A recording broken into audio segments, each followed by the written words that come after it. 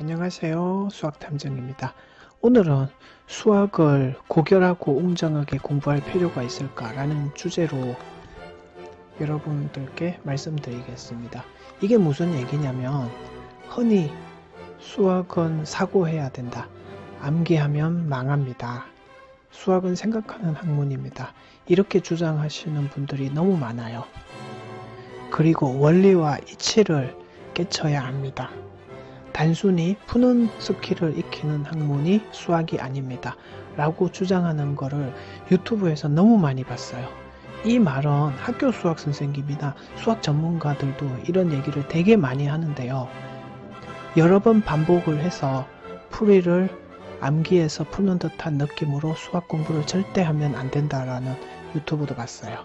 생각해서 풀어내는 것은 그거는 수학이 아니고 수학은 이해 과목이니까 그런 기계적인 사고에 물들어서는 안 됩니다 라는 주장을 많이 합니다.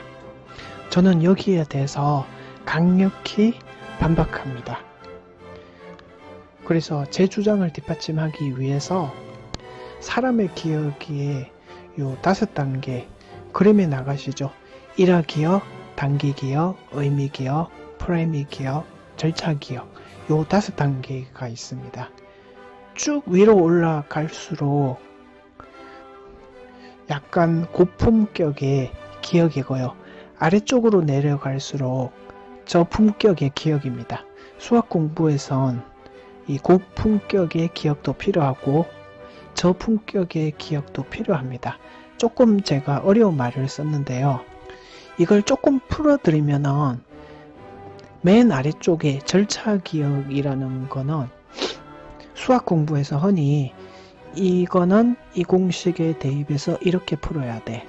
이 문제는 이 유형대로 이렇게 풀어야 돼. 그걸 절차 기억이라고 하시면 되고요. 그리고 위에 프라이밍 기억은 뇌를 속여서 기억하는 방법입니다. 예를 들면 제가 전에 유튜브 영상에서 삼각함수 드셈 공식에서 심푸시는 두 심코, 심마시는 두 코신, 코풀고는 두 코코 이 노랫가락으로 외우는 거 있잖아요. 뭔가 이 리듬을 만들어서 박자를 맞추어서 이렇게 기억하게 하는 거, 뇌를 속여서 기억을 한다. 이런 기억을 얘기하는 거고요. 그리고 의미 기억, 그 위에 의미 기억은 전에 제 영상을 보신 분들은 아시겠지만 어떤 계기가 되어서 기억되는 것을 의미 기억이라고 합니다. 의미 기억은 예를 들면은 뜻풀이로 해보면은 의미가 담긴 기억이다. 예를 들면 중복조합이라고 했을 때 NHR이라는 그 공식 있잖아요. 그 N은 그 물건의 종류를 뜻하고 H 다음에 있는 R은 뽑는 횟수구나. 그 문제가 나왔을 때 이렇게 해서 이 공식이 적용되는구나. 뭐 이 정도로만 알고 계시면 됩니다. 그 위에 단기 기억은 짧은 시간 동안에 기억되는 거니까 뭐 이거는 아실 거고요.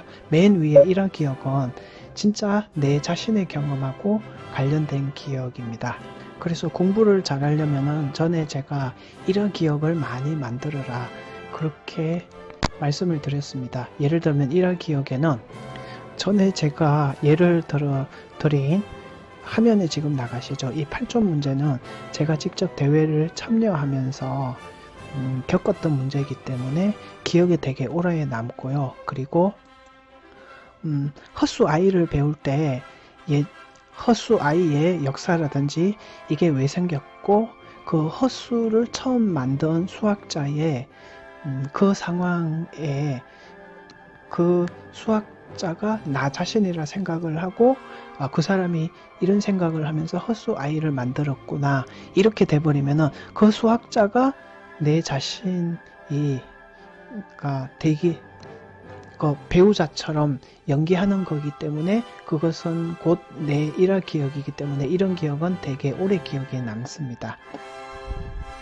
그럼 5가지 기억에 대해서 말씀을 해드렸고요. 수학 공부에서는 저기 위에 있는 일화 기억 쪽에 있는 고품격의 기억도 필요하고 아래쪽에 있는 저품격의 기억도 필요합니다.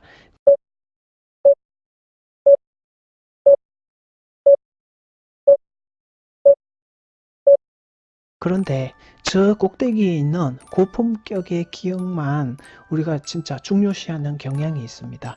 저는 수학이 어렵다는 사람들이 이래서 수학을 어려워하는구나. 왜냐하면 저기 꼭대기에 있는 기억만 중요하기 때문에 저는 그렇게 주장을 하는데요.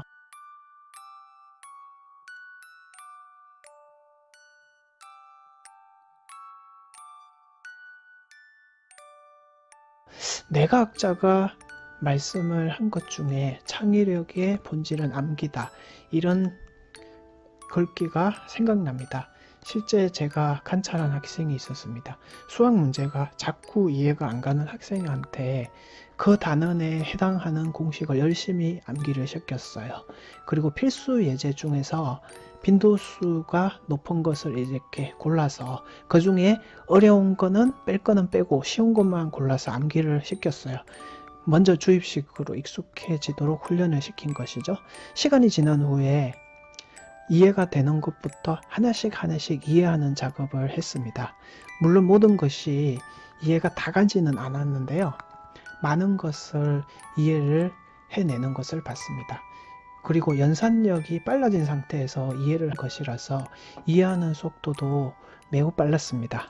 수학 공부를 처음부터 고품격으로 암기는 하지 말고 이해를 하세요. 암기를 하면 망합니다. 주입은 망합니다. 사고력으로 공부를 해야 됩니다. 이렇게 해서 잘하면 좋습니다. 그런데 이런 고품격 기억이 어려울 경우에는 단순 무식한 주입식 기억을 익힌 후에, 그리고 절차를 익힌 후에 그것의 도움을 받아서 그 고품격 기억, 그러니까 일화 기억이나 의미 기억 쪽으로 이렇게 성화시키는 것이 수학고수의 공부법입니다. 사실 저품격의 기억의 경험 없이 대부분의 수학 문제를 순수하게 고품격의 기억을 한다는 것은 매우 어려운 일입니다.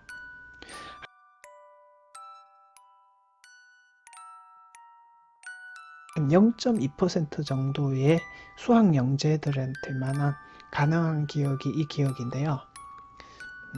사실 수학 연재들도 처음에는 저품격 기억, 그러니까 이 문제는 이렇게 풀어야 돼, 무식하게 공식 딸딸 암기하고 주입식의 이런 훈련하는 과정에서 저품격의 기억이 있었습니다.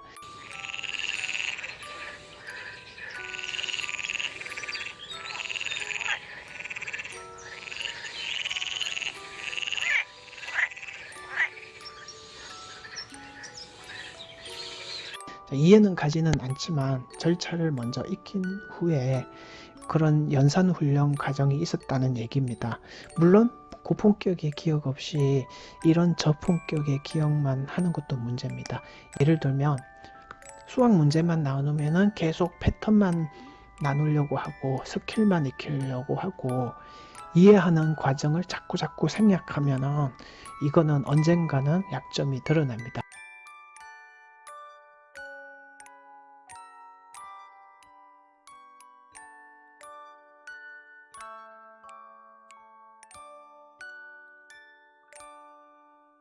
예를 들면 문제가 바뀌거나 조건이 바뀌었을 때 못 푸는 경우를 보셨죠. 이거는 이제 저품격, 그러니까 절차만 외우고 푸는 스킬만 계속 익히고 원리를 한 번도 생각 안 했기 때문인데요. 그래서 사실은 이 두 가지가 동시에 가야 된다는 것을 말씀드립니다.